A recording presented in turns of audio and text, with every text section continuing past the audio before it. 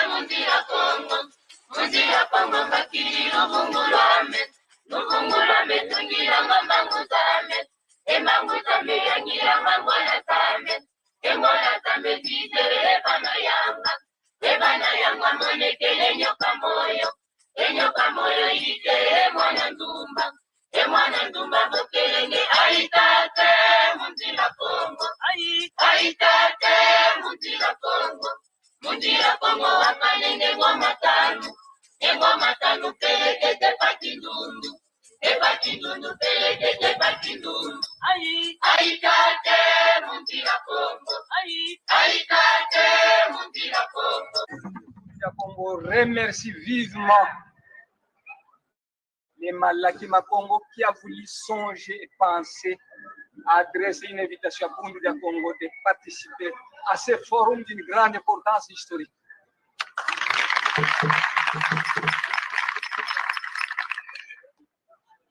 Longia Congo a dit: un peuple qui perd sa langue et qui oublie sa culture ressemble à un arbre déraciné, tôt ou tard fanera.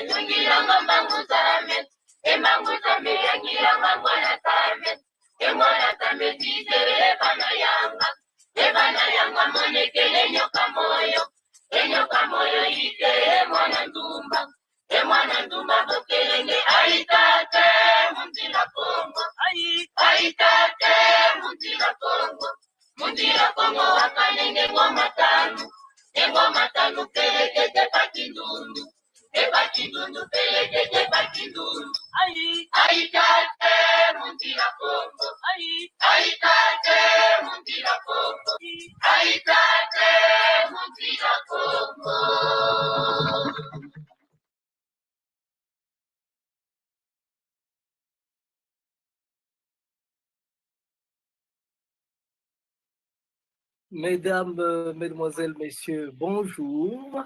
Nous ne sommes pas vendredi. Nous ne sommes pas vendredi aujourd'hui, c'est mercredi. Mais étant donné que l'information que nous avons à vous transmettre aujourd'hui est tellement bonne, nous allons la retransmettre vendredi prochain. C'est pourquoi nous tenons à le faire en live. Nous, c'est Manaki Makongo, dans le cadre des activités de notre Manaki Afro-Congo Tivu. Nous allons recevoir un éminent chercheur, un Ngouanga.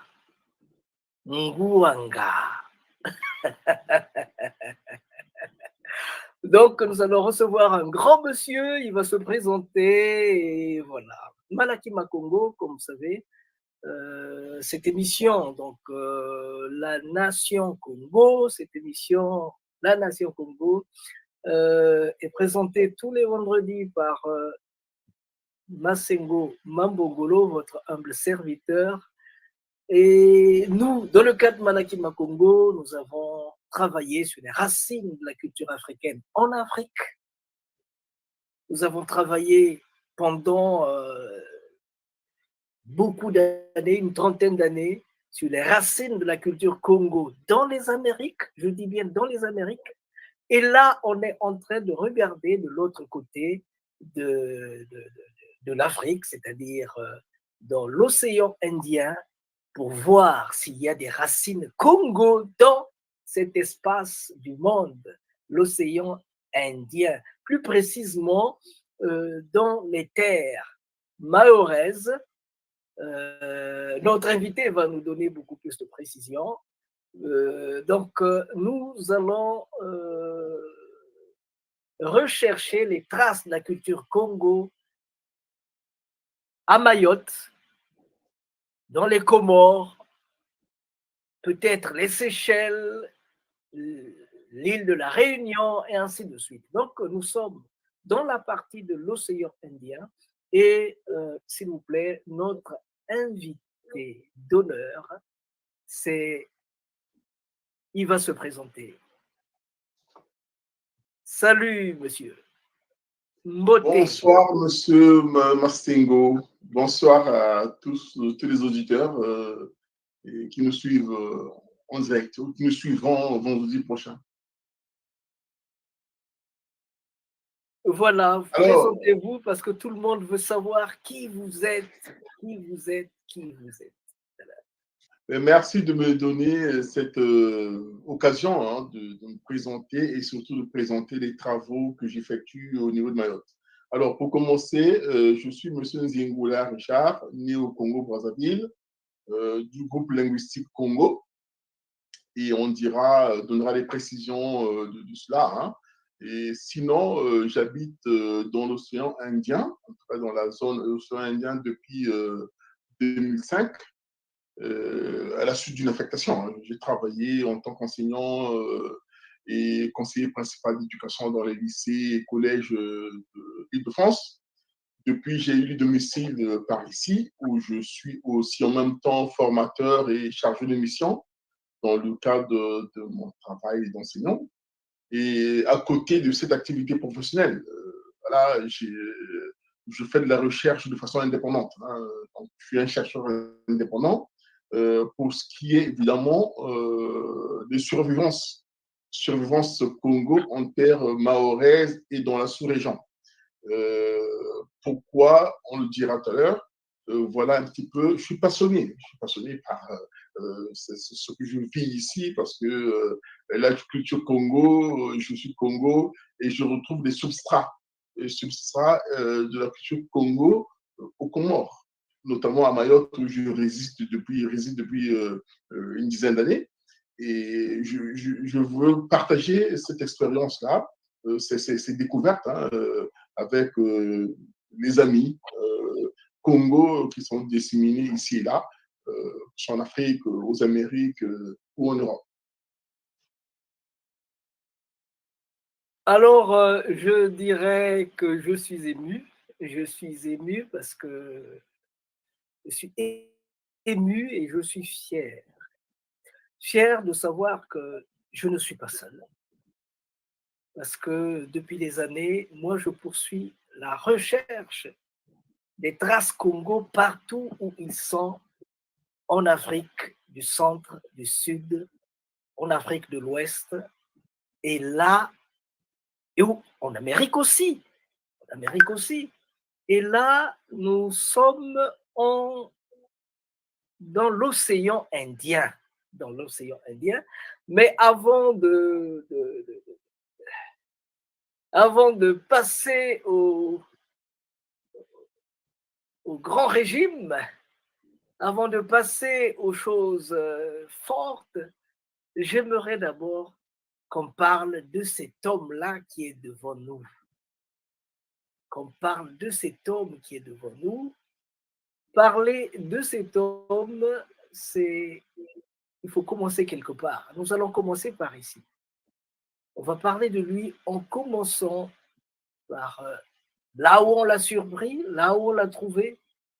Et je ne sais pas s'il va... Voilà. Qu'est-ce que c'est que ça, monsieur? Dites-moi.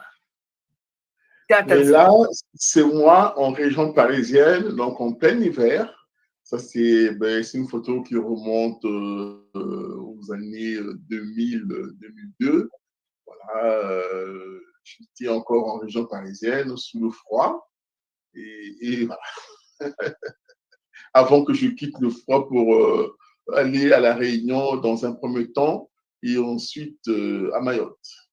Bon, avant la Réunion, avant Mayotte, avant Paris, vous étiez au Congo.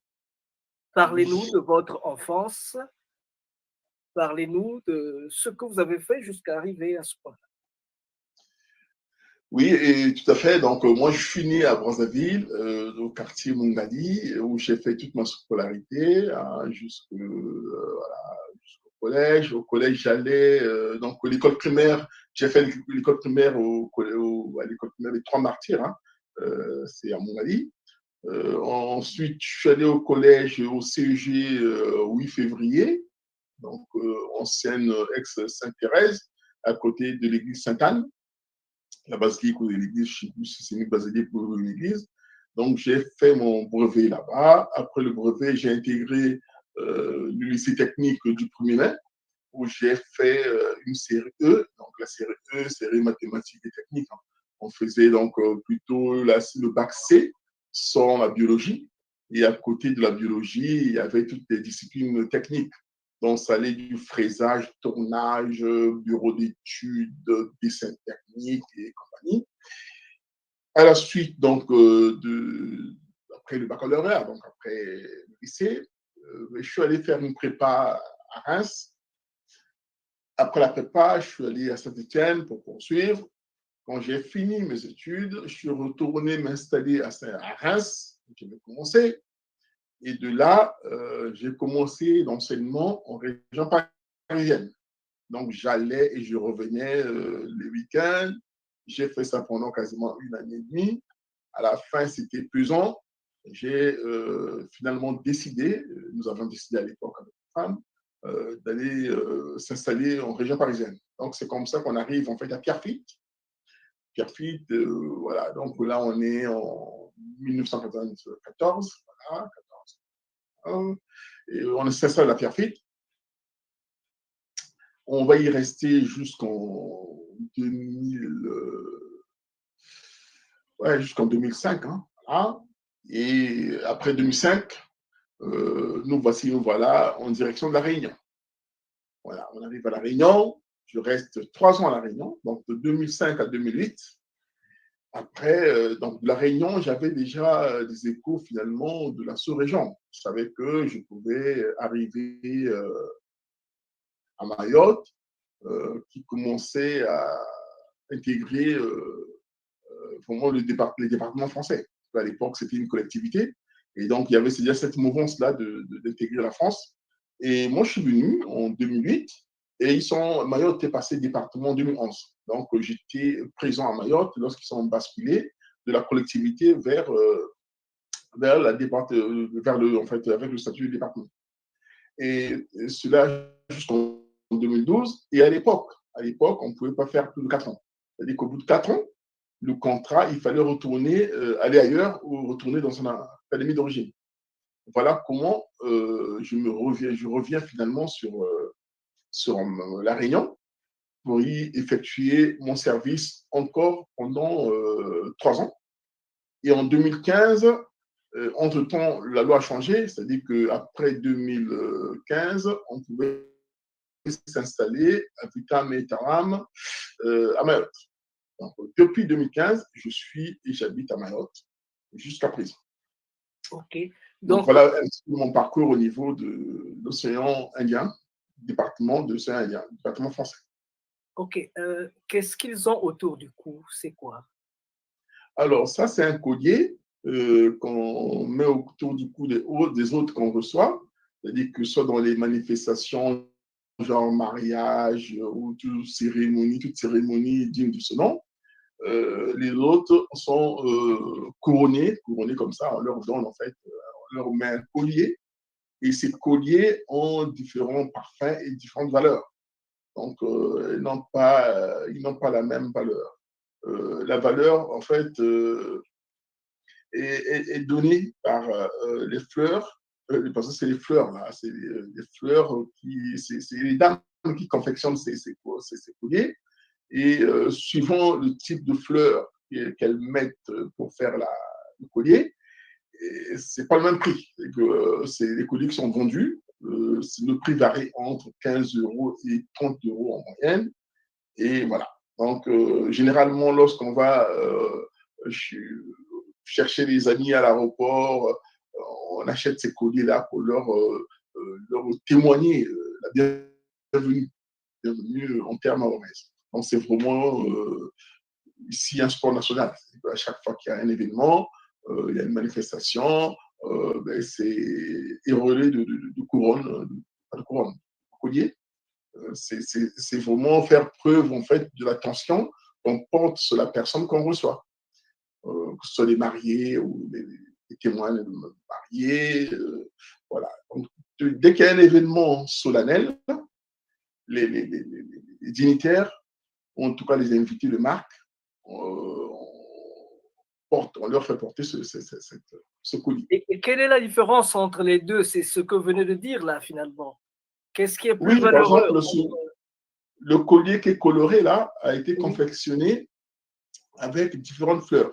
Donc, je ne sais pas si vous vous souvenez des bougainvilliers. Le violet là, c'est les fleurs de bougainvillier. Et puis les verts, c'est les fleurs d'autres arbustes. Hein. Il y a un peu de tout. Par contre, le blanc, lui, vraiment, c'est vraiment comment dire, le top. Le collier blanc, là, il est confectionné avec une variété de fleurs qu'on trouve ici. Et ces fleurs-là sont, on y vend. Hein. C'est-à-dire que les femmes, par exemple, dans les cérémonies, ou en tout cas les femmes qui ont reçu la vraie éducation mahoraise, chaque soir, lorsqu'elles ont fait le lit, saupoudrent un petit peu tout le lit avec ces fleurs-là.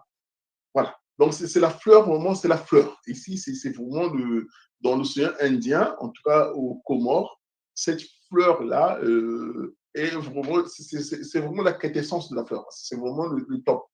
Et croyez-moi, lorsqu'on vous met ça au cou, vous ne sentez plus rien autour de vous. Vous êtes en fait envahi par une espèce de parfum naturel, mais vraiment, non, même les parfums artificiels fabriqués par les grandes maisons de marque ne peuvent pas rivaliser avec ça. C'est impossible. Je vous dis ça parce que je l'ai testé. C'est vraiment pas possible. Voilà. C'est vraiment. Vous êtes parfumé. Voilà. Vous êtes auréolé de parfum. Voilà. Et naturel. Naturel. Naturel. Naturel. Ah ben ça. Et quand on voit les sommes pour dépenser pour acheter des flacons de parfum dans les magasins de luxe, et c'est parfum naturel là. Donc, en fait, c'est naturel. C'est les fleurs qui sont sélectionnées, mais vraiment qui vous apportent un bien-être comme pas possible. Vraiment, c'est impensable. Il faut le vivre pour le comprendre, en fait. Et quel est le type? Quel est le type? Quel est le? Est-ce qu'il y a la présence au plan physiologique? Est-ce qu'il y a la présence Congo là-bas? Oui, il y a la présence Congo, et pour cause. Je reviendrai dessus si vous m'en donnez l'occasion. Au plan des femmes, au plan Oui, oui, oui, visage. stéréotype au plan visage, au plan, parce que les dames que vous voyez là, vous voyez bien qu'il y a un petit mélange. Le monsieur qui est debout, on sent le Congo. Les dames sont un peu plus métissées. Donc, le métissage qui vient plutôt de l'île voisine, hein, qui est Madagascar, avec les Bantous de l'Afrique. Donc, et parfois d'ailleurs, celle qui est bien voilée là, qui a le châle et tout ça là, elle, c'est plutôt un peu d'origine arabo-musulmane. Voilà. Ah, Voilà, vous voyez un peu, il y a en fait ces mélanges-là qu'on trouve ici. Il y a ou mélange Afrique malgache, ou plutôt mélange comme cette dame-là, voilà, le plus petit détail là, elle, c'est plutôt un mélange arabo-musulman et Afrique. Il y a parfois des mélanges arabo-musulmans, Afrique et puis malgache. Donc, la dame la plus grande que vous voyez en rouge là, la plus grande des dames, elle est typée malgache, malgache Afrique. Voilà. Et donc, vous avez en fait un foisonnement de culture et même voilà, de stéréotypes, hein, et morphotypes, pardon, morphotypes. c'est quel, Afrique, c'est quel type de personne ici? bon, ici, ben, ça, c'est des Bantous, hein, Bantous, créoles, et puis Mahoraises, donc croisement Afrique et un peu malgache. Ok. Donc, au milieu, vous avez mon fils aîné, hein, qui est banquier d'affaires, et avec sa compagne, créole. Et sur les côtés, vous avez M. Zingula, le patriarche, et Madame Zingula, qui est mahoraise. Voilà, Ok. la petite famille. Alors, on continue? Oui. Ici, c'est la maison, là où nous habitons à Mayotte. C'est le domicile des Zingula. Ah, d'accord. Il y a des papayers, des bananiers. Papayers, bananiers, les mêmes, finalement, on a les mêmes arbres, la même faune qu'on a au Congo. Vous avez les bananiers, là, c'est les bananes plantains. Il y a le palmier. Mais le palmier d'ici ne donne pas les grappes de ngaji. Ok. Et ça ne donne pas des ngaji. C'est un palmier, en fait, qui ne donne rien. Voilà. C'est juste un palmier décoratif. Hein. Il ne donne pas de fruits. Et puis, quoi d'autre? Ah, là, c'est à l'île de la Réunion, au volcan. Donc là, vous avez en fait le reste de la coulée de lave hein, de 2006. Alors, en 2006, il y a eu vraiment, le volcan avait bougé. Et donc là, voilà, j'ai fait une photo pour immortaliser un peu le temps. Je À l'île de la vois. Réunion.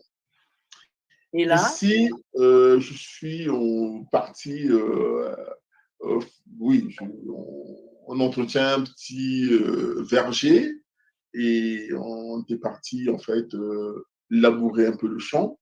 Et il faut savoir qu'à Mayotte, tous les samedis dimanches, tout le monde va au champ, quasiment tout le monde. Voilà, donc c'est une culture ici, quelle que soit votre fonction, vos statuts. Les samedis dimanches, on va au champ pour cultiver, récolter, labourer, faire tous les travaux champêtres.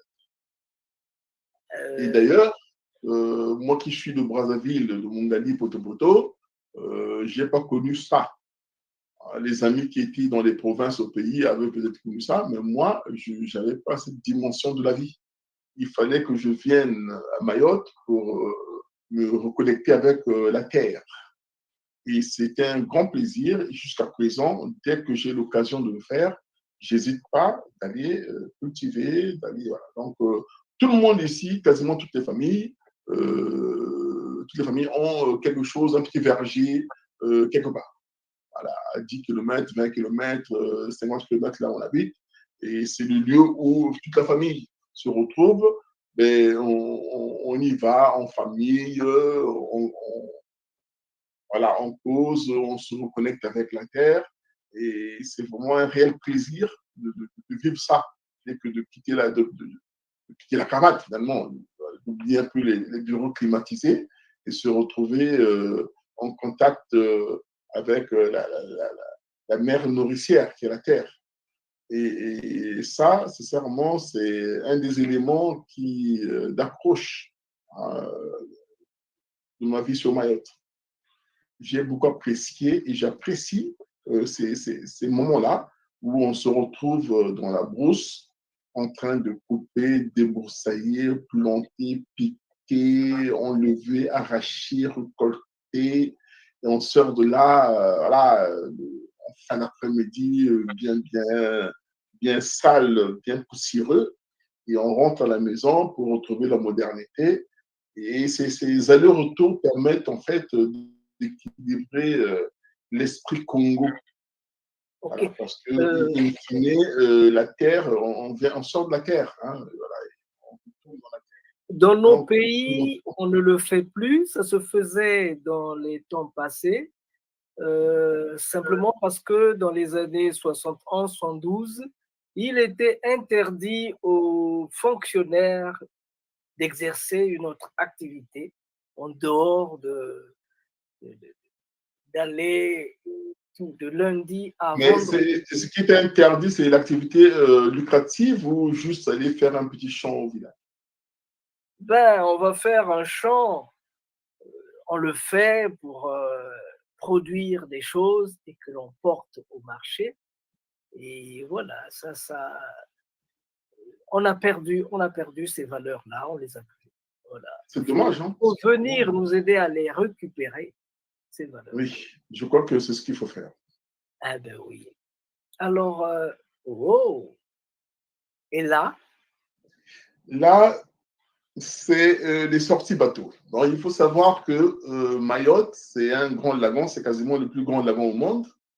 Et une des activités touristiques à Mayotte, c'est les sorties bateaux. Et quand on fait des sorties bateaux, il y a des îlots autour de Mayotte et il y a des îlots comme ça qui sont temporels. Je m'explique. Cet îlot-là que vous voyez là, sable blanc, la journée, en tout cas, on va dire de 9 h jusqu'à 17 h, l'eau est partie.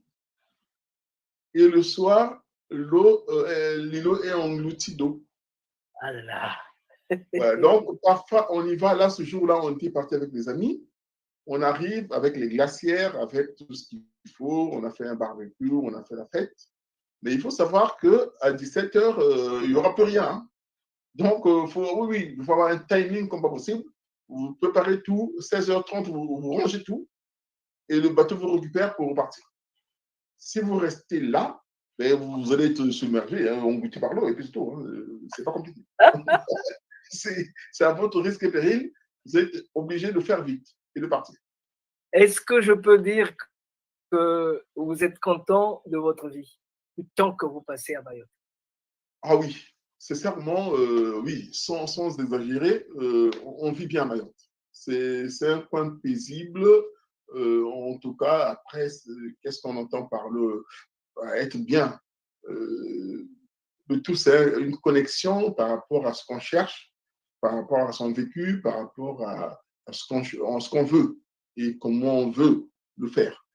Moi, en ce qui me concerne, pour avoir retrouvé mes racines à Mayotte, ça m'a permis vraiment de m'accrocher à ce petit pays, ce petit territoire de la France qui est perdu dans l'océan Indien.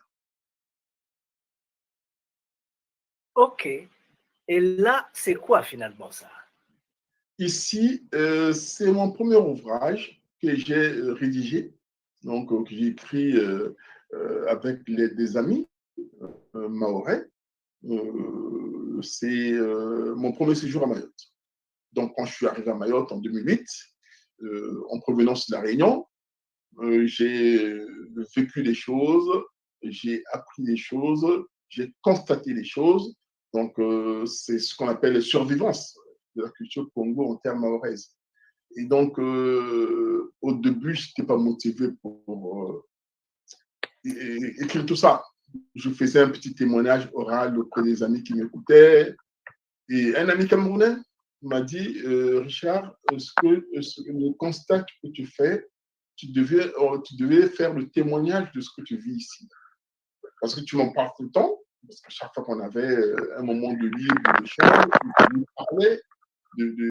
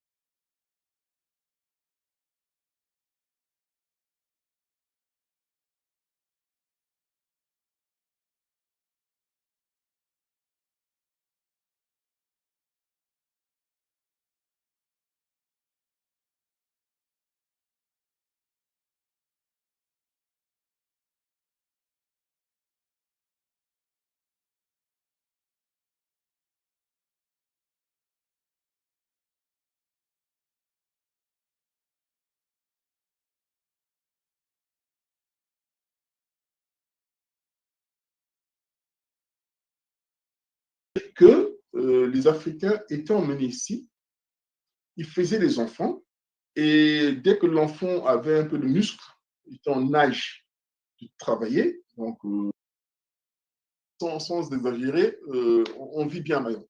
C'est un coin paisible, en tout cas, après, qu'est-ce qu'on entend par le être bien le tout, c'est une connexion par rapport à ce qu'on cherche, par rapport à son vécu, par rapport à ce qu'on veut et comment on veut le faire.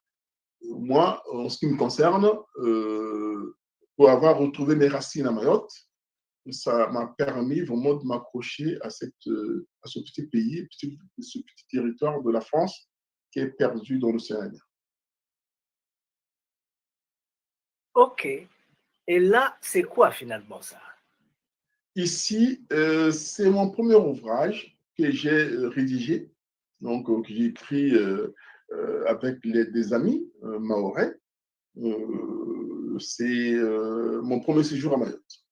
Donc, quand je suis arrivé à Mayotte en 2008, en provenance de la Réunion, j'ai vécu des choses, j'ai appris des choses, j'ai constaté des choses.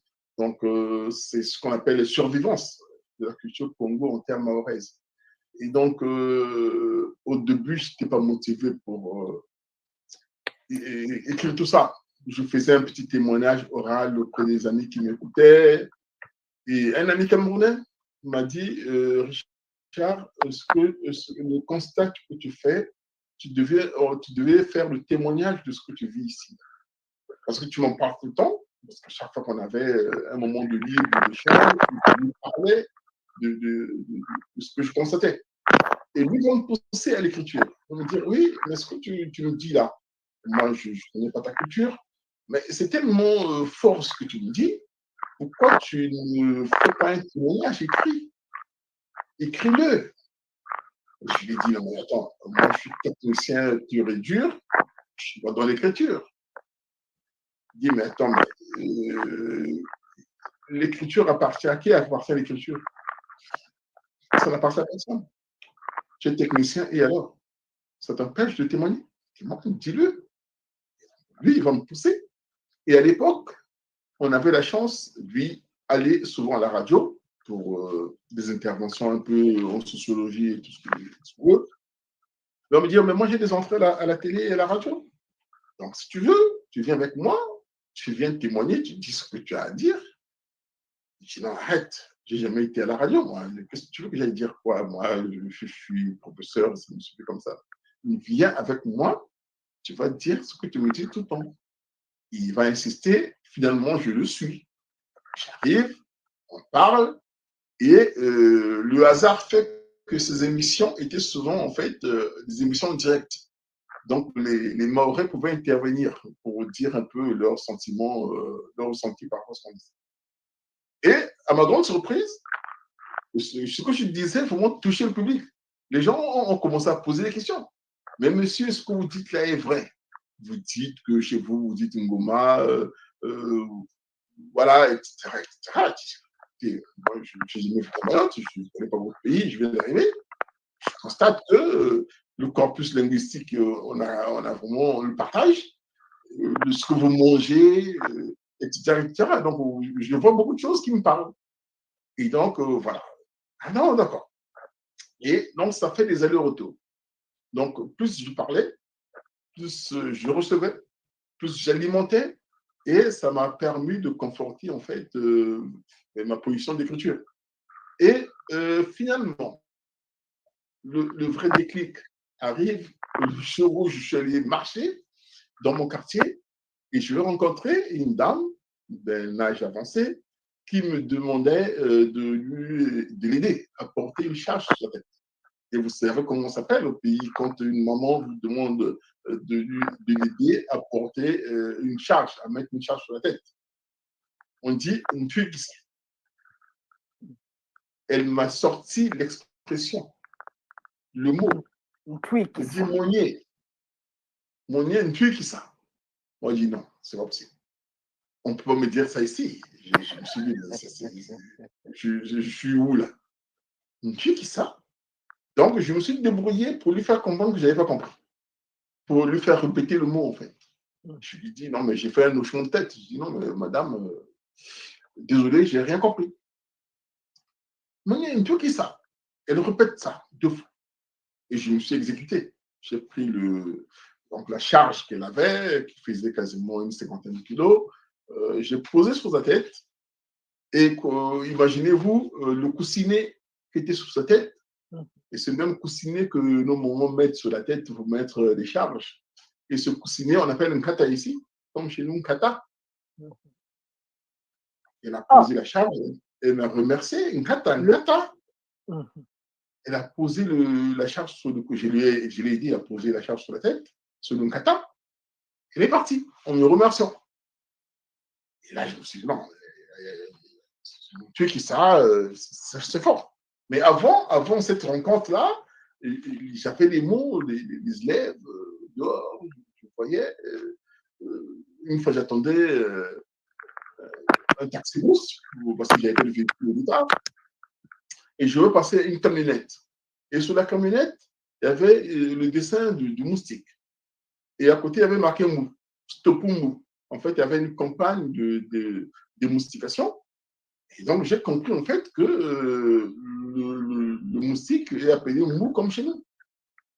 C'est quoi? Bon, peut-être que c'est un mot perdu comme ça. Et entre-temps, je vois quelqu'un qui montre le chien en disant Wa, Ngombe, Nyoshi, Nyoka, là-bas. Et là-bas, attention, là-bas de jurer, chez nous. Quand on dit ici là-bas, je jure. Tu demandes à quelqu'un de jurer, il dit là-bas. Djandefi, Labandefi. Nkuni, pour le bois sec. Mouti. Mais c'est à Mayotte, ça? C'est à Mayotte. Mouti. Il y a même le Nchi. Le Nchi, le terroir. Le Nchi. Il y a le Malavou. Il y a le Djama. Djama. Yanika. Dia. Manger. Yenda. Mwendo. Muntu. Ludjimi. Njevo. Meso. Meno. Dinu. Disu. Njevo. Makutu. Ngombe. Mwivi. Kola. Kola kata kola.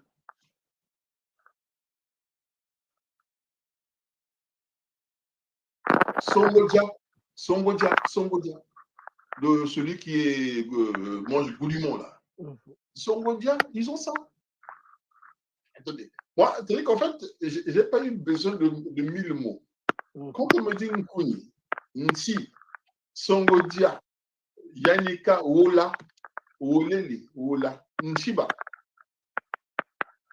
Muivi, Nyoshi, Mpuku, Nyoka, Mvumba, Nsumsumbi, Ntwikisa, Soka, Soka. Il y a des mots que je ne peux même pas dire ici par décence, mais il y a des mots du corps humain, des organes du corps humain. Ce sont les mêmes. Moko. Coco. La croûte de la plaie. Alors, figurez-vous, en 2010, il y a eu des experts qui sont venus ici, venus de Rouen, pour standardiser et stabiliser la langue. Puisque l'éducation nationale, depuis quelque temps, avait donné la possibilité à certains territoires français de faire un mix, d'essayer pour faire réussir les élèves, hein. Faire la pédagogie en langue locale. Ça se passe en Bretagne, en Alsace et même en Corse, ou dans les dom-toms. Donc, à La Réunion, par exemple, le créole, voilà, est parfois emmené dans les classes pour aider les élèves non francophones à comprendre certains concepts. Donc, les professeurs ont la possibilité d'utiliser certains mots créoles pour faire passer le message. Ça, c'est au niveau de la loi, c'est toléré, il n'y a pas de souci. Et donc, du coup, le souci qu'on a à Mayotte, c'est pas comme le créole réunionnais ou antillais qui est déjà bien travaillé. Il y a beaucoup de discussions parce qu'à Mayotte, il y a une langue allogène qui est une langue venue de Madagascar, qu'on appelle le kibushi ici, qui est parlée par les gens des populations d'origine malgache. Donc, et à côté, donc, ils sont grosso modo estimés à 20% de locuteurs. Et les 80% restants, c'est les Bantous, donc ils parlent le Shimaoré, langue plutôt d'origine bantou. Voilà. Et du coup, il faut trouver en fait une langue finalement parlée par tout le monde. Et donc, ces équipes-là qui venaient de la métropole sont venues pour travailler sur ces langues, en tout cas la langue qui sera qualifiée de langue mahoraise pour les enseignements, surtout dans les petites sections.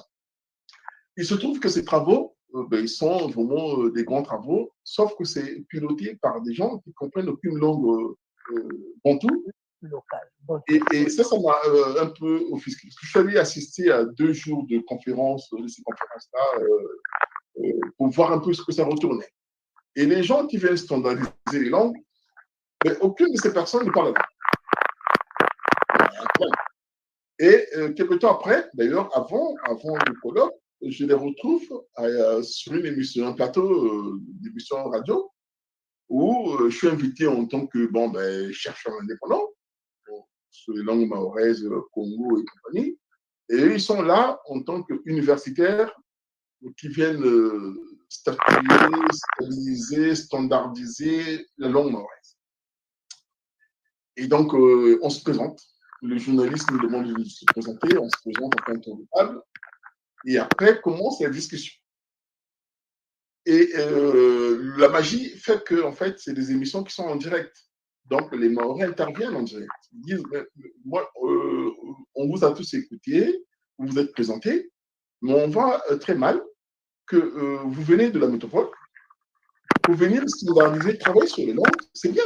Vous venez travailler sur les langues que vous ne comprenez même pas, vous ne parlez pas. Et nous, on préfère le monsieur qui est à côté, là, le monsieur Zénila, qui n'est pas chercheur reconnu ni universitaire, mais qui dit des choses sensées. C'est-à-dire que je dis, mais quand je prends le dictionnaire qui faisait autorité jusqu'à présent à Mayotte, le dictionnaire écrit par, enfin, un dictionnaire, c'est un lexique, hein, qu'on a aussi appelé dictionnaire, écrit par une dame qui a travaillé ici, qui était au départ psychologue, et puis bon, elle a trouvé un élément d'accroche, elle a travaillé sur la langue. Le travail qu'elle a effectué, c'est un bon travail, hein, salué. Sauf que quand vous touchez la langue, vous touchez quand même à la vie des gens. Parce que la langue, c'est le vecteur d'une culture. Et qui dit culture dit comment les gens se disent bonjour, comment ils s'organisent dans la vie, comment ils s'enterrent, comment... Et ça, quand vous touchez à ça, c'est très sensible. Hein. On le voit aujourd'hui avec ce qui se passe en Ukraine. Cette guerre-là, même s'il y a l'économie au-dessus, mais en sourdine, il y a beaucoup de choses cachées, y compris la langue. On a tous entendu à la télé les commentateurs dire que les Ukrainiens voulaient bannir les russophones. Ils ne voulaient pas que les gens d'origine russe parlent russe en terre ukrainienne. Donc, ça fait partie des tensions.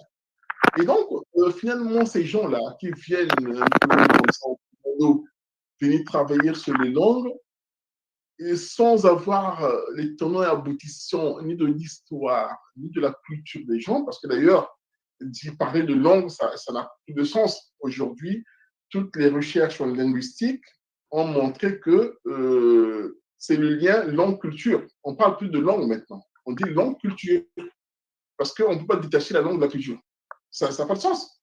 Quand vous prenez un comique français du genre le défunt Coluche, vous l'amenez en Afrique, mais il fait rire personne. Et pourtant, c'est un bon comique. Moi, je me souviens, quand je suis arrivé en Europe, avec les amis à la fac, ils rigolaient beaucoup sur Coluche. Et moi, je pensais qu'ils se disaient vrai, c'est qu'ils ne faisaient pas semblant. Ses amis là me disaient, oh, mais il est marrant ce monsieur-là, il nous fait rire. Et moi, j'avais beau chercher dans ce Coluche-là, je trouvais rien de marrant. Il m'a fallu intégrer les valeurs de la culture française, c'est-à-dire comprendre la politique, les tenants aboutissants de la politique, de la sociologie française, pour rigoler sur Coluche. Ouais. Mais au début, la première, deuxième année, lorsqu'on a beau me dire qu'il est marrant, je me dis, mais qu'est-ce qu'il y a de marrant dans ce qu'il dit, quoi? Je le trouvais même nullissime, quoi. Mais voilà, donc ça c'est vraiment l'illustration de quand on n'est pas dans la longue culture des gens, on ne peut pas comprendre ni interpréter les choses. Sinon, on fait une interprétation saupoudrée et qui est dénuée de sens. Et donc, pour revenir à cette dame-là qui avait fait le dictionnaire jusqu'à présent, qui faisait autorité à Mayotte, j'ai ouvert par curiosité parce que je voulais faire la même chose, j'ai été voir. Elle définit le mot mataba en disant ceci. Mataba, plat fait à base de feuilles de manioc pilées. Il se trouve qu'à Mayotte, évidemment, le sakasaka, on l'appelle mataba. Et moi, lors de ces émissions-là, je dis, vous ne mangez pas le mataba, vous mangez le sakasaka. Et j'ai dit pourquoi. Parce que nous, on a ce même plat au pays. Des fois, on l'appelle mataba, des fois, on l'appelle sakasaka. Et je me souviens que lorsque maman était pressée, elle n'avait pas le temps de bien piler les feuilles de manioc. Et les feuilles se présentaient un peu en lambeaux comme ça, là, pas bien pilées. Et nous préparait le mataba. Par contre, le samedi, dimanche, quand elle avait le temps, elle recevait ses petites sœurs, elle prenait tout le temps de bien piler. Là, on mangeait le sakasaka ou le ntoba. Donc, j'ai dit que quand je vois dans un dictionnaire, on me définit le mataba comme un plat fait à base de feuilles de manioc pilées, je dis, ce n'est pas la faute de la personne. Parce que la personne a fait quoi? Évidemment, elle a été voir les informateurs dans les villages. Elle dit, monsieur, madame, ça c'est quoi? Ah, ben, c'est le mataba. Alors, vous faites quoi, comment? Elle écrit. On écrit comme ça, sans comprendre. Et donc, je suis allé plus loin pour dire que d'ailleurs, le mataba, c'est un adjectif qualificatif, mais qui est un mot générique à la fin. Parce que ça peut s'appliquer et aux vêtements, parce que lorsqu'on va chercher les friperies, d'ailleurs au Congo, en tout cas dans la zone Congo, lorsqu'on dit mataba, les vêtements sont parfois qualifiés de mataba, surtout les friperies. Quand vous allez au marché chercher les friperies, on ne parle pas de vêtements, on parle de mataba. Lorsque les vêtements ne sont pas lavés et sont froissés, on parle de mataba. Donc, le mot mataba est utilisé quasiment à toutes les sauces où il y a vraiment tout ce qui est froissé finalement s'appelle mataba. Et ça rejoint d'ailleurs le concept de la feuille de manioc qui n'est pas bien pilée, puisque ça se présente en mataba en lambeaux. Quand je donne ce genre d'explication aux Mahorais, ils suivent. Parce que moi, je vis le mataba, je mange le mataba. Je ne l'ai pas lu dans un livre, ce n'est pas de la recherche littéraire, c'est du vécu. Et donc, on parle vrai, on ne peut pas tromper la science ni la littérature d'ailleurs. C'est que où vous vivez l'affaire, vous ne la vivez pas. Et donc, je donnais ce genre d'explication en m'appuyant sur vraiment du concret, du vécu.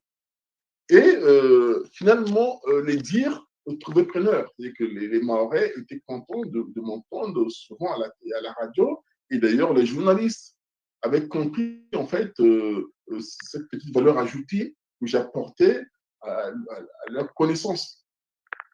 Si bien que quand le livre est sorti, en 2012, publié aux éditions Publibook, ça a été vraiment un succès au niveau de Mayotte.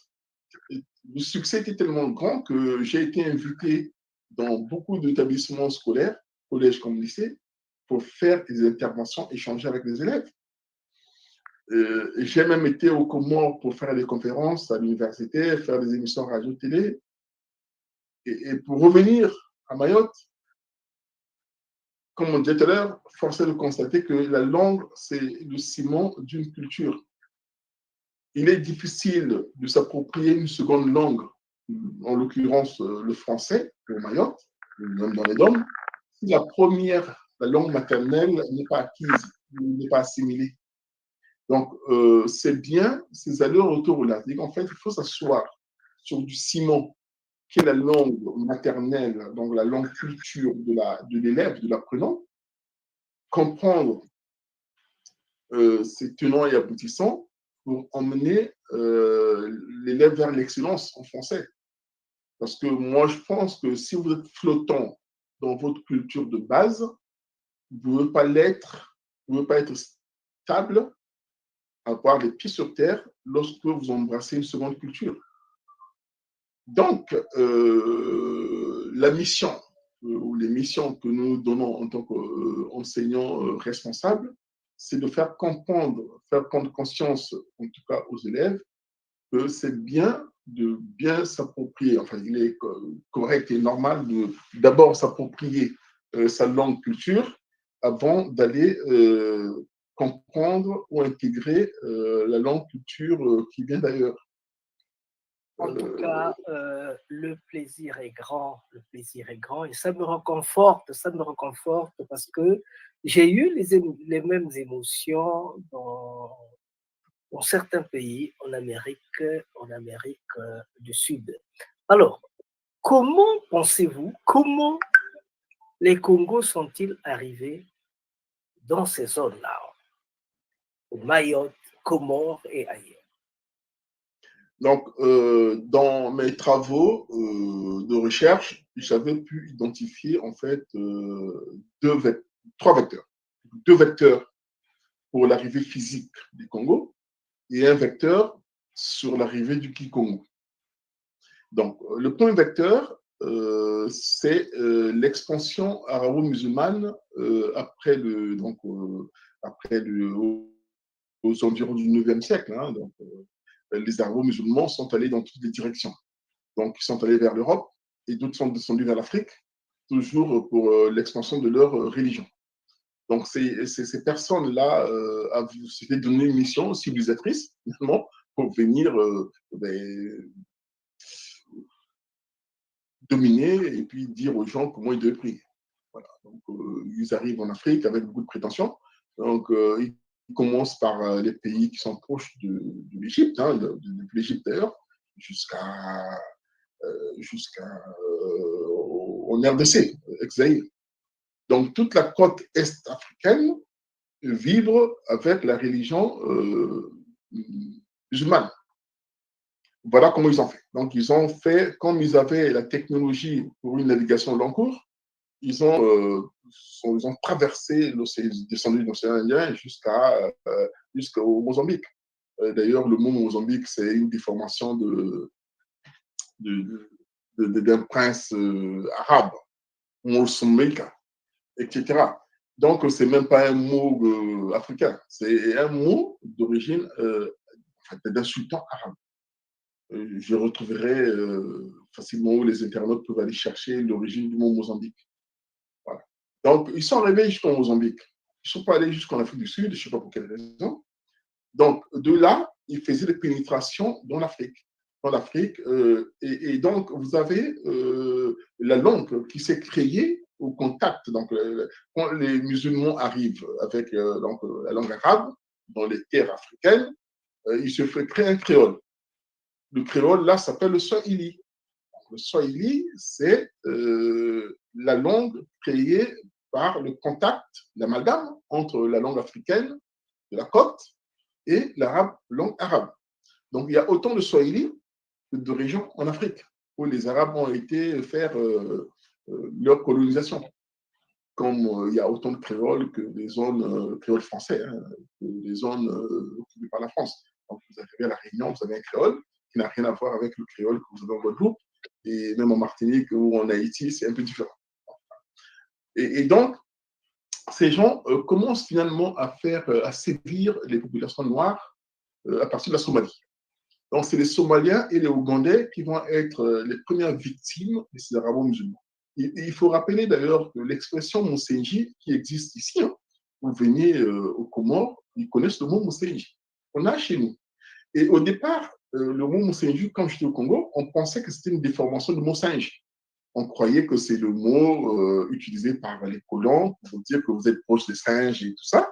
En fait, ça n'a rien à voir. Le Senji dont on parle là, c'est des gens qui sont originaires donc, de la région ougandaise en montant jusqu'au Kenya, en tout cas la ceinture Ouganda, Kampala, jusqu'à quasiment en Somalie.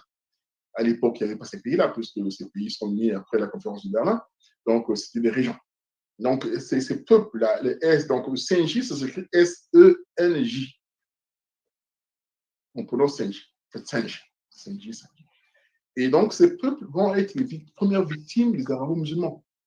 Ils vont les prendre, les arabo-musulmans vont prendre ces gens-là pour les faire travailler dans toutes les concessions qu'ils avaient en Afrique, y compris à Zanzibar.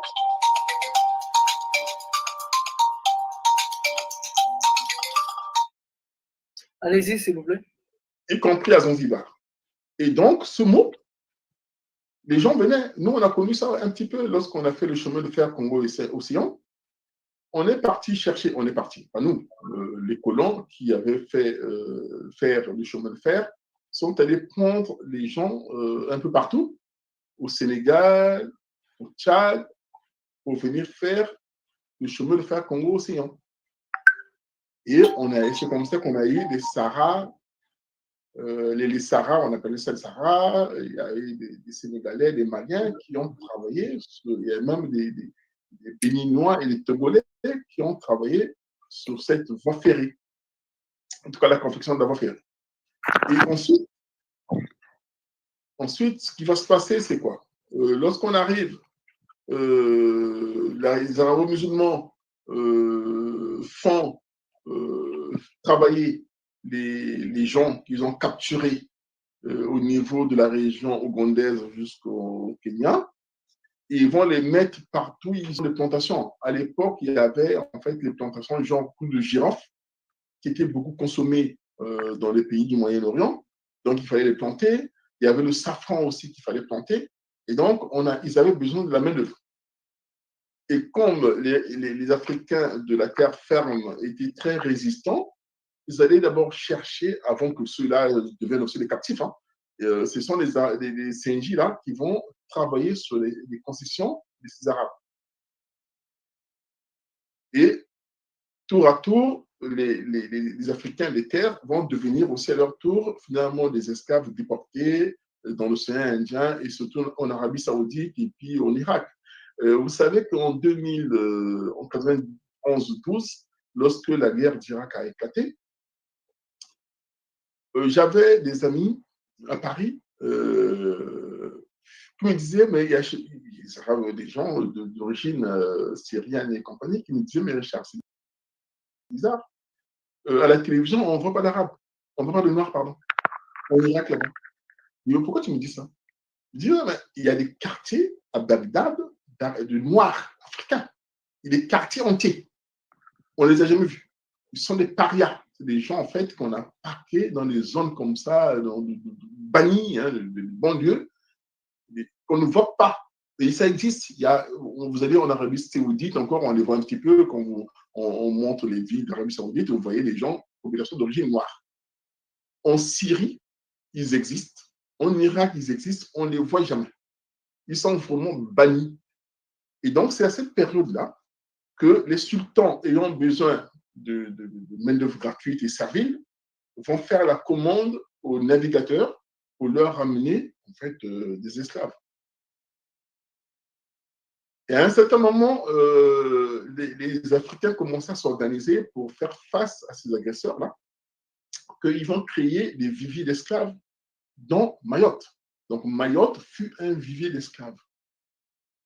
C'est-à-dire que les Africains étaient emmenés ici, ils faisaient des enfants, et dès que l'enfant avait un peu de muscle, il était en âge de travailler, donc on va dire aux environs 12, 13, 14, on le prenait, on l'amenait. Dès qu'il... Oui, c'est ça. Il partait. Et ça, je l'ai lu dans un ouvrage d'un historien malgache qui a travaillé sur cette question-là, que Mayotte fut un vivier d'esclaves. Et d'ailleurs, ce n'est pas étonnant parce que quand je suis arrivé à Mayotte, par exemple, j'avais constaté quelque chose qui m'a beaucoup marqué. Il y a les femmes d'ici, qui sont bantoues à la base, sont très détachées de leurs enfants. Et ils n'ont pas ce côté qu'on a, nous, en tout cas en Afrique, où la maman vraiment tient mordicus à l'enfant. Ici, il y a un détachement tel que la maman peut facilement se détacher de son enfant. Et l'historien explique ce phénomène par rapport à cela. C'est-à-dire que les gens, les mamans ont vu les enfants partir très souvent et donc ils se sont donnés en fait, comment dire, un modus operandi. Hein. Ils se sont dit, finalement, comme on nous prend tout le temps nos enfants, mais finalement, il faut se résoudre à les voir partir. Si bien qu'il y a un détachement, et ça, c'est, j'avais parlé avec une sociologue, une assistante sociale, pardon, qui m'avait confirmé cela. Il m'a dit, mais je ne comprends pas à Mayotte comment les gens, ou pas seulement Mayotte, même au Comores, les gens sont très détachés. Les femmes, par exemple, quand on va en Afrique, comment la maman porte l'enfant, garde l'enfant, la maman est la protectrice de l'enfant. Ici, force est de constater qu'il y a un détachement qui est quand même, qui peut vraiment étonner le Bantou Congo que nous sommes. Alors, que veut dire le mot Mayotte? Quelle est l'origine du mot Mayotte? Mayotte, Mayotte, ça vient du mot arabe Maouti. Donc, c'est par déformation qu'on est arrivé au mot Mayotte. À la base, quand les boutres des arabo-musulmans arrivaient à Mayotte, se fracassaient sur la barrière de corail.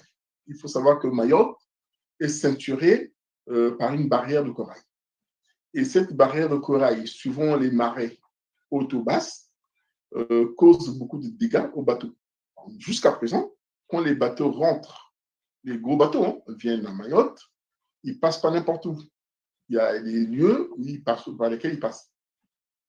Et donc, les boutres d'Arabes qui venaient échouer tout le temps, s'échouer sur la barrière de corail, et à l'époque, vous pouvez imaginer, il y a 5-10 siècles, ils avaient pensé que c'était une malédiction divine.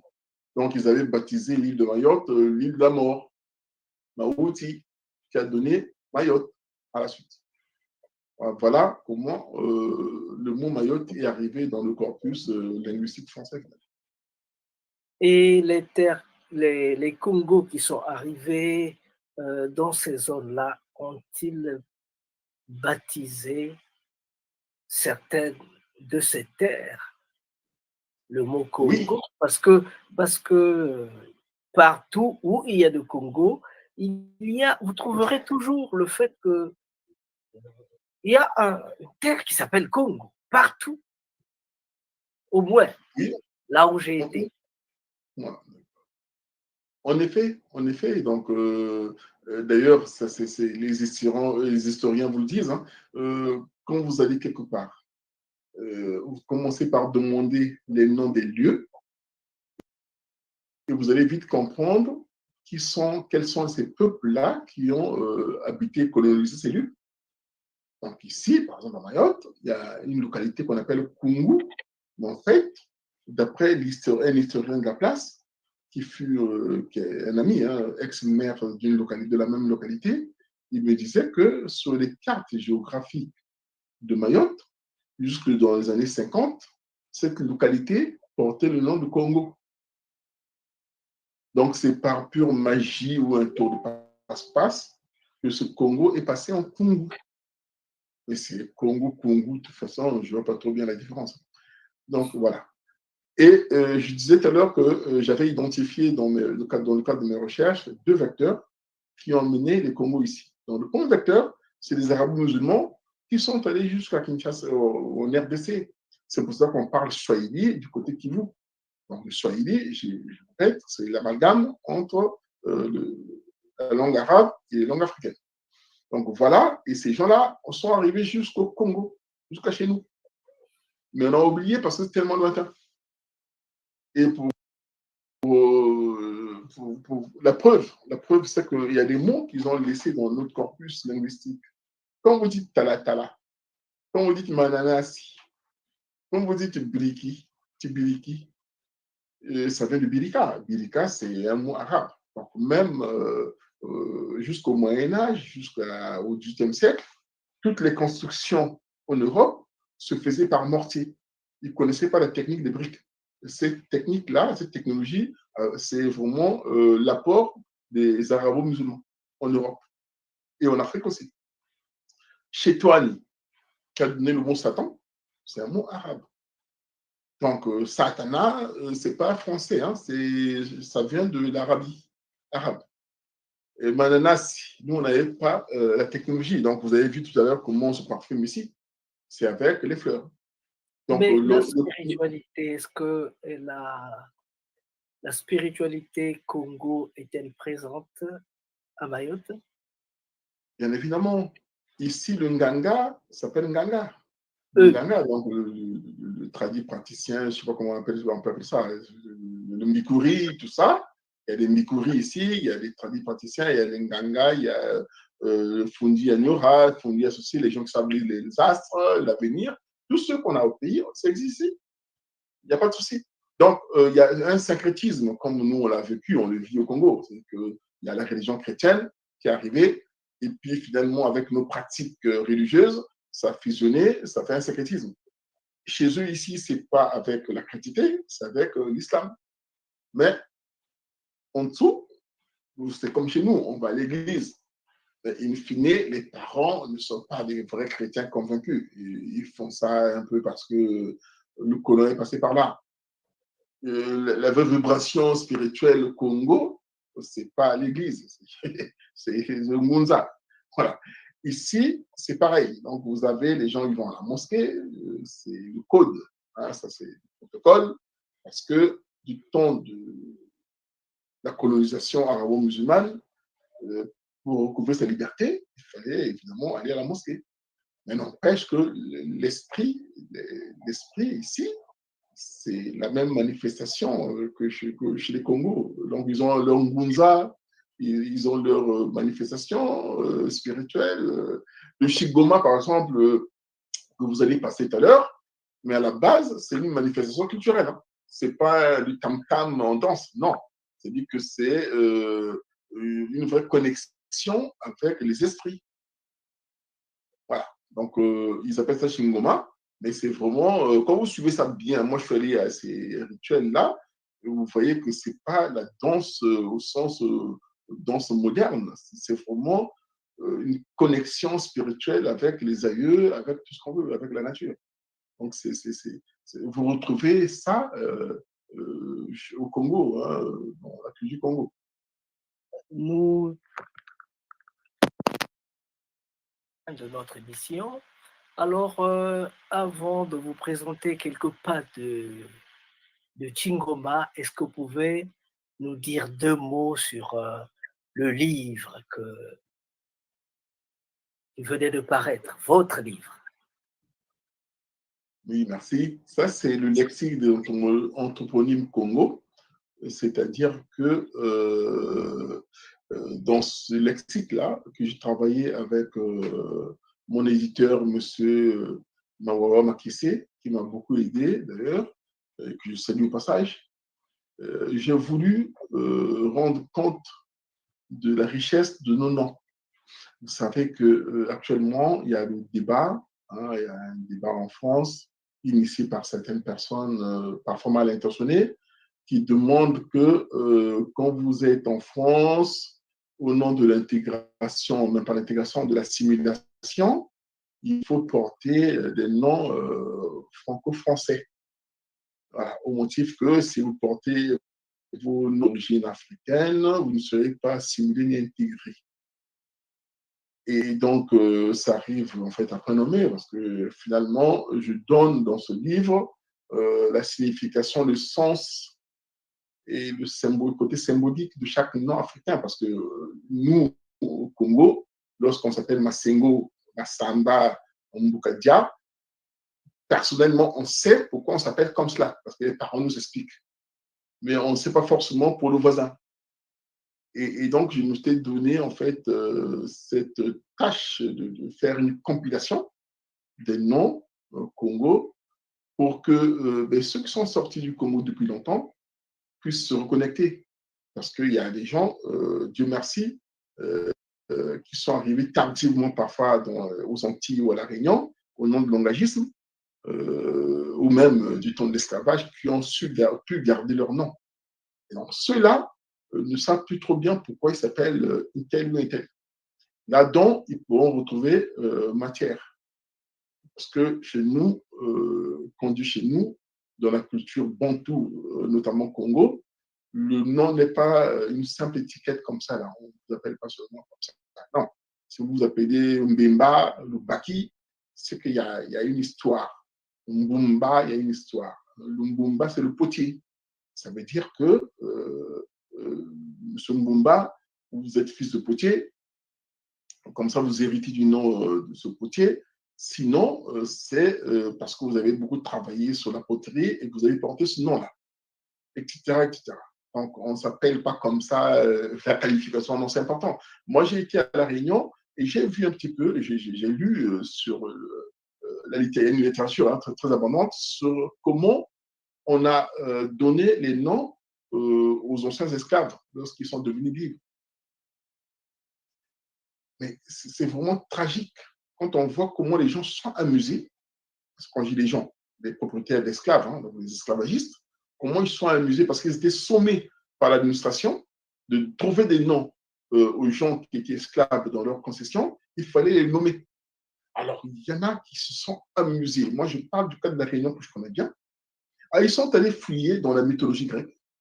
Ils sont allés partout, du n'importe quoi. Il y a des gens, moi j'ai enseigné à La Réunion pendant 6 ans, mais je peux vous dire qu'il y a des noms, quand vous faites l'appel dans les classes, vous avez pitié.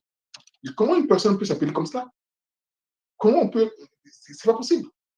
Et donc, ça veut dire quoi? Maintenant, il y a un lexique des noms Congo qui existent.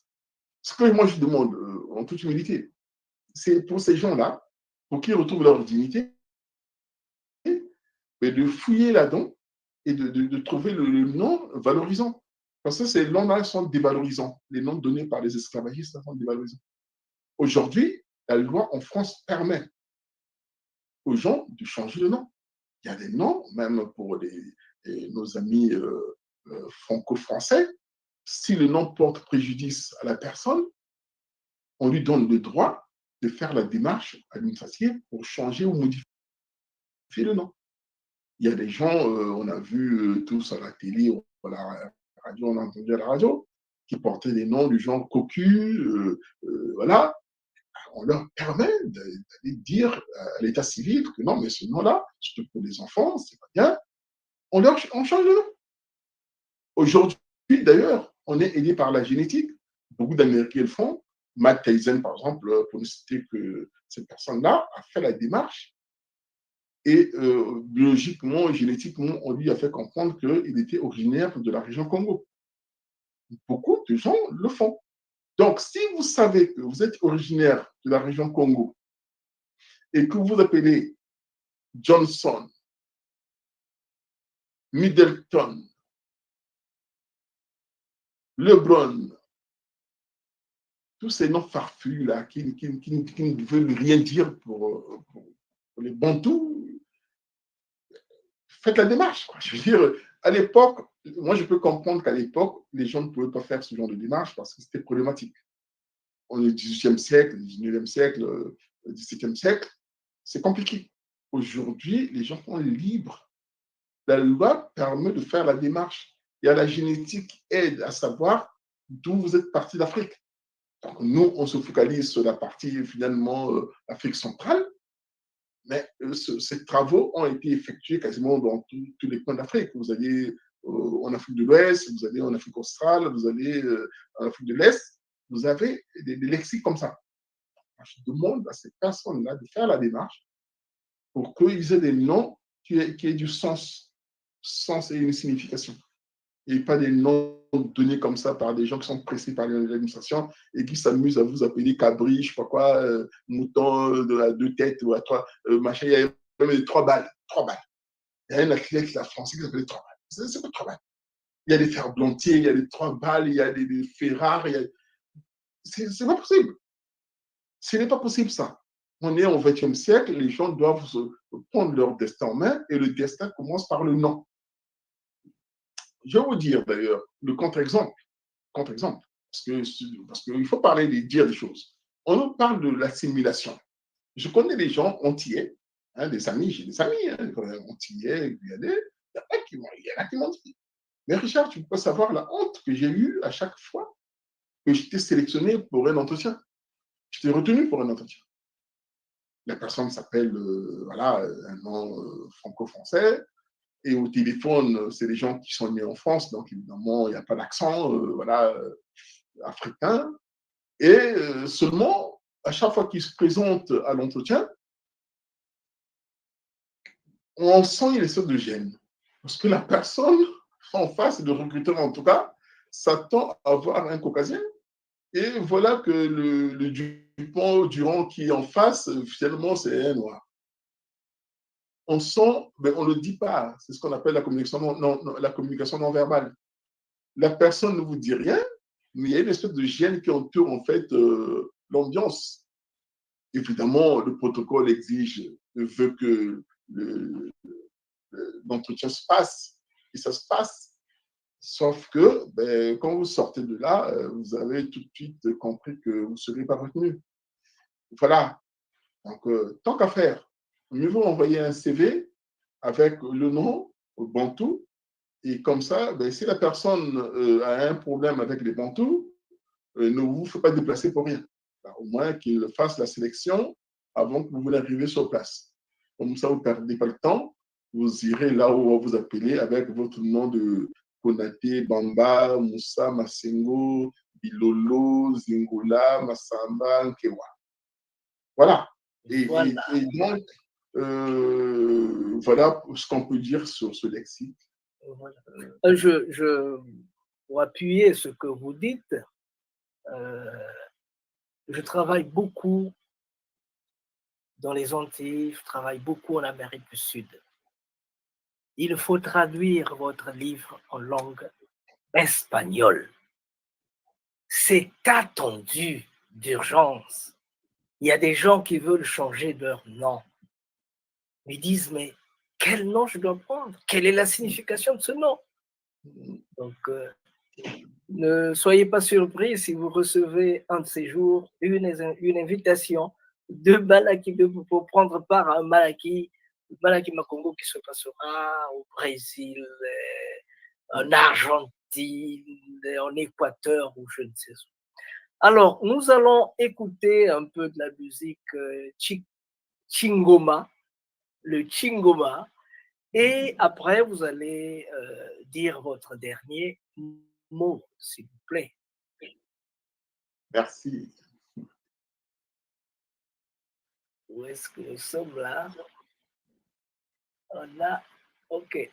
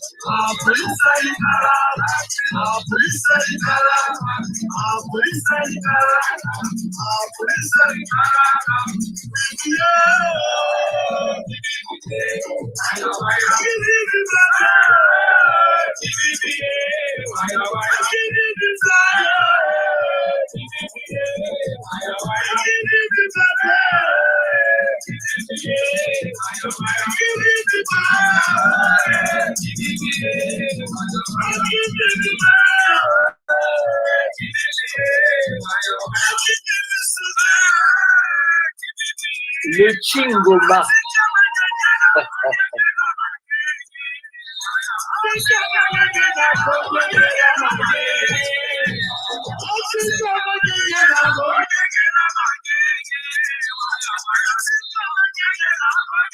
Ben, c'est du Chingoma. C'est la musique locale. Traditionnelle. Pardon? Musique traditionnelle locale. Musique traditionnelle locale. Alors, vraiment, c'était merveilleux. Votre dernier mot, monsieur Richard Nzingula. Ben, le dernier mot, c'est le témoignage d'un monsieur d'un certain âge à la plage. C'est un ami à moi qui était invité à un pique-nique, donc au bord de la plage.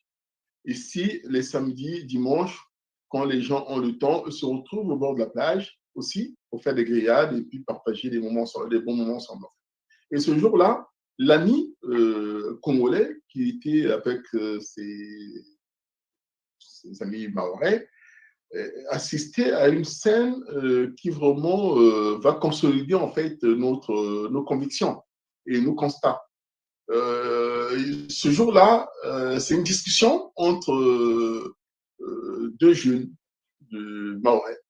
Il y a un qui dit oui, mais pourquoi vous dites qu'on est tous des Comoriens? L'autre, parce que l'autre disait évidemment, nous sommes tous des Comoriens, il n'y a pas lieu de faire des problèmes aux Comoriens qui viennent ici, qu'on qualifie de clandestins, etc., etc. Et donc, c'était vraiment tendu entre les deux jeunes. Et le monsieur, le vieillard qui était là, va dire non, les enfants, stoppés. Nous ne sommes pas des Comoriens. Nous, on est des Mahorais, on est des Congolais, on est des Congos. On est venus du Congo. Et l'ami va tendre l'oreille pour dire un peu ce que ce monsieur-là voulait dire. Il dit non, nous, on est arrivés ici par le billet, par tel billet. Il va expliquer en fait que, en tout cas, les parents nous ont toujours dit que c'était un bateau de négriers qui avait échoué sur la barrière de corail. Et finalement, comme le bateau commençait à prendre de l'eau, les négriers, soucieux de leur outil de travail, vont en fait s'atteler à colmater les brèches. Et pendant ce temps, tous les captifs, donc les captifs noirs Congo, vont descendre du bateau et s'enfuir. Ils vont fuir vers la terre ferme. Ils ne savaient pas trop bien où ils allaient, mais ils se sont dit non. Comme là, il y a un problème, là, il y a un souci, nous on va partir. Et donc, tout le monde est allé en direction de la terre ferme. Voilà l'argument que ce monsieur-là, âgé, va donner à un des belligérants, finalement, donc, qui était dans la discussion, pour le calmer, pour éviter de confondre, d'après lui, les Mahorais avec les Comoriens. Évidemment, parce qu'en fait, du temps où Mayotte faisait partie du giron comorien, il faut savoir que tout était concentré en fait dans les îles d'Anjouan et des Grandes Comores. Là-bas, il y a eu un fort métissage des arabo-musulmans avec les Bantous. Et c'est souvent des Bantous de la côte Est, donc venus du Kenya, du Mozambique et un peu de la Somalie. Et d'ailleurs, quand vous arrivez à Anjouan, vous allez croiser des gens qui sont très typés maghrébins. Il y a du monde là-bas très typé maghrébin, quasiment, on va dire quoi, 40% de la population anjouanaise, donc une des trois îles des Comores aujourd'hui, c'est ça. Et donc, du temps où ils faisaient partie d'une même entité, donc Mayotte, Anjouan, Moélie et les Grandes Comores, les Mahorais étaient rejetés. Ils étaient bannis. C'est-à-dire qu'il n'y avait pas d'école à Mayotte. Tout était finalement à Moroni, en fait, aux Comores, là-bas, et puis à Moroni et à Anjouan. Donc, les élites, tout ce qui était d'ailleurs, tous les présidents qui se sont succédés, ils étaient soit des Anjouanais ou des Grands Comoriens. Et les Mahorais ne comptaient pas du tout. Parce que Bantou, parce que Congo. D'ailleurs, ici, ils le disent pas très souvent. Mais quand vous tendez bien l'oreille, le mot Congo signifie ça a un peu la même connotation que le Moussenji. Ils ne le disent pas par décence. Et on peut imaginer qu'à l'époque, il y avait vraiment une vraie ségrégation, donc en fait une pigmentocratie. Une pigmentocratie, c'est qu'en fait, plus vous montez dans la couleur de la peau, mieux c'est pour l'échelle sociale. Et donc, plus vous descendez, parce que les Mahorais sont les plus foncés des 4 îles, et puisque d'origine Bantou Congo. Donc, ils ont été pendant longtemps rejetés. Quand vous parlez avec les Mahorais de base, ils vous le disent. Hein. Moi, j'ai eu les témoignages des Mahorais d'ici qui m'ont dit oui, nous avons demandé à être des Français parce que vraiment, on ne pouvait plus vivre la ségrégation ou le bannissement. Et donc, aujourd'hui, lorsque on ne connaît pas cette histoire-là, on peut penser que finalement, il y a eu un souci. Comment ça se fait qu'au départ, on avait 4 îles et puis il y a une qui est devenue française? Non, cette île est devenue française parce que les sévices pratiqués par leurs frères des îles à côté étaient trop. Il y avait vraiment un bannissement. D'ailleurs, aujourd'hui, quand vous venez à Mayotte, les grands, les notables, soit les maires, s'il y a quelques médecins à Mayotte, ce sont les gens tous à la base comoriens, enfin grands comoriens ou anjouanais, qui ont choisi finalement de devenir français parce que bon, ils avaient plus à gagner à être français. Mais les Mahorais de base, c'est aujourd'hui qu'on les forme. Quand on dit aujourd'hui, il faut savoir qu'à Mayotte, la scolarisation est obligatoire depuis 1995. 1995, hein. Donc, avant 1995, il n'y avait aucune obligation d'aller à l'école ou d'inscrire son fils à l'école, son enfant. C'est dire, et pourtant, vous avez des intellectuels au Comores. À la Grande Comore et en juin, vous avez des grands avocats, vous avez des médecins, des chirurgiens. Vous n'avez pas ça à Mayotte. Donc, en fait, tout ça nous amène à penser et à consolider notre idée que Mayotte est habitée par les Congos, Bantous, qui ont été victimes du bannissement, de la ségrégation de la part des arabo-musulmans qui sont foisonnés, mélangés avec certains Africains. Aujourd'hui, la conscience Congo veut que tous les fils et filles Congo doivent se retrouver, où qu'ils soient. Et en passant, je salue le travail que vous effectuez à travers vos activités, vous allez aux Amériques, à aller retrouver tous nos frères qui sont partis. Ils sont partis, pas parce que nous, on avait des projets de partir. Non, on nous a mis dans des projets d'autres personnes. Et que nous, on n'a rien demandé. Et voilà qu'on se retrouve un peu ici et là. Donc aujourd'hui, moi, je salue le travail, cher ami, que tu fais. Dieu merci, on commence à regarder aussi du côté de l'Afrique, là où sont les Congos. Parce qu'avant, l'histoire qui est complètement biaisée, nous a souvent appris que les Congos étaient partis aux Amériques, alors qu'on est ici à côté. On est à côté. On est à côté. D'ailleurs, en passant, il faut savoir que Madame Césaria Evora, c'est une Congo. C'est une Congo. Pourquoi? Parce qu'en fait, ces gens-là, les Congos qu'on trouve au Cap-Vert, c'est des Congos. Quand les Anglais ont commencé, avaient arrêté, avaient intimé l'ordre d'arrêter l'esclavage, le trafic en fait, humain, les Portugais continuaient à faire ce trafic-là. Et donc, lorsqu'ils sont allés, les derniers bateaux qui sont allés prendre les Noirs Congo, le bassin Congo, Angola, Congo, Brazzaville, Gabon, lorsqu'ils avaient été tombés sur des patrouilles anglaises, parce que les Anglais faisaient des patrouilles, ils se précipitaient de lâcher ces Noirs-là au Cap-Vert. Donc voilà comment les Césariens Evora et beaucoup de Cap-Verdiens, en fait, on ne sait pas assez, on ne sait pas assez dit peut-être, ils sont d'origine Congo. Il y a une des chansons où Césaria Evora dit Angola, Angola, j'oublie un peu l'air de la chanson. En fait, elle le dit, il vient d'Angola. Quand on regarde bien la défunte Césaria Evora, on voit que c'est une femme Congo. Ça pas de doute. Et donc, même au Cap-Vert, il faut y aller. Il faut y aller au Cap-Vert, c'est le Congo. Ces gens-là, cette histoire est bien documentée. Hein. Quand les Anglais faisaient la guerre aux Français, continuaient l'esclavage et aux Portugais. Et donc, ici à Mayotte, vous avez d'ailleurs des témoignages des gens qui vous disent oh, mais nous, on était étonnés de voir les Blancs taper les Blancs. Les Anglais ont tabassé les Français ici à Mayotte, au XVIIIe siècle. Fin du XVIIIe siècle, début du XIXe siècle, parce qu'ils ont continué de faire l'esclavage alors que l'Angleterre avait décidé, à l'époque, l'Angleterre, c'était la première puissance mondiale, avait décidé de stopper ou de faire stopper l'esclavage. Et il y avait des voyous comme ça, quelques trafiquants, qui continuaient ce commerce honteux. Et donc, c'est comme ça qu'à Mayotte, les anciens ont vu des Blancs français se faire fouetter par d'autres Blancs. Et ils ne comprenaient rien. Ils disaient, mais qu'est-ce qui se passe?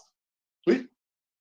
Donc, au Cap-Vert, ça s'est passé comme ça aussi. Et quand les Portugais étaient pris en flagrant délit, ils se sont fait tabasser. Et donc, dans la foulée et dans la précipitation, ils laissaient les bateaux là. Et puis, les captifs se sont retrouvés sur la terre ferme. Et ils sont installés là finalement. Et puis après, c'est parti. Voilà. Donc, ce travail, cher ami, est immense. On doit le faire pour mémoire et puis pour redonner la dignité à ceux qui ont été victimes de ce trafic honteux. Mais voilà, c'est mon mot de la fin. un mot de la fin qui ne dit pas son nom, un mot de la fin qui n'est que le début de tout, parce que j'estime que nous n'avons pas le droit Nous, on dit recommence, recommence, recommence, recommence. C'était donc un grand plaisir de vous avoir reçu, Tata Richard Nzingula. C'est un grand plaisir et je pense que ce n'est qu'un début parce que ce que nous avons commencé, comme vous avez bien su le dire, ce que nous avons commencé est important et c'est attendu dans beaucoup, beaucoup, beaucoup de points de la Terre. Voilà. Nous allons nous arrêter là. En remerciant. Merci, le plaisir est partagé. En tout cas, nous nous arrêtons là en remerciant Tata Nzingula et nous estimons nous retrouver dans les jours prochains pour continuer ce que nous avons commencé parce que chez nous, on dit recommence, recommence, recommence. Recommence. Recommence. Même si tu sens la fatigue. Même si une erreur te fait mal. Même si une trahison te blesse. Même si une illusion s'éteint. Recommence. Recommence. Même si la douleur te brûle les yeux. Même si on ignore tes efforts. Même si les larmes de l'échec coulent dans tes yeux. Même si tu te sens incompris. Recommence. Recommence. Même si l'injustice semble toujours avoir le dessus. Même si tu sens la peur au plus profond de toi. Même si les autres abandonnent. Même s'il faut en payer les prix. Recommence. Recommence chaque jour avec patience et amour. Recommence au jour des soleils comme au jour des tempêtes. Recommence avec amour et sans jamais te décourager. Recommence pour Dieu, avec Dieu, comme Dieu. Recommence pour ton peuple, avec ton peuple. Nous avons donc terminé notre émission de ce soir. Nous, c'est Manakima Congo. Nous avons aujourd'hui reçu un grand chercheur, Tata Nzingula, qui nous a parlé des survivances de la culture Congo, de la langue de la culture Congo, dans l'océan Indien. Voilà. Je disais que nous sommes Manakima Congo. Notre émission, c'est La Nation Congo, qui normalement passe tous les vendredis. Aujourd'hui, spécialement, nous avons voulu le faire aujourd'hui de telle manière que vendredi, tout soit OK. Alors, nous avons terminé. Moi, c'est le prince de Nsundi, Masengo Babongolo. Merci beaucoup. Merci, merci, merci, merci, merci, merci, merci. À nous revoir prochainement dans le cadre des activités de Malaki Afro-Congo TV. Terminé.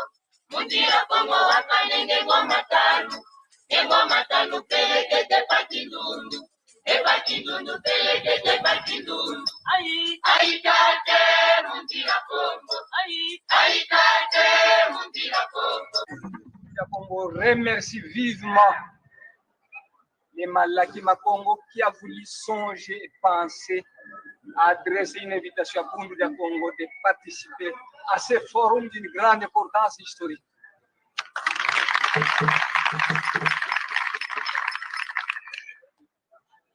Longia Congo a dit un peuple qui perd sa langue et qui oublie sa culture ressemble à un arbre déraciné tôt ou tard fanera.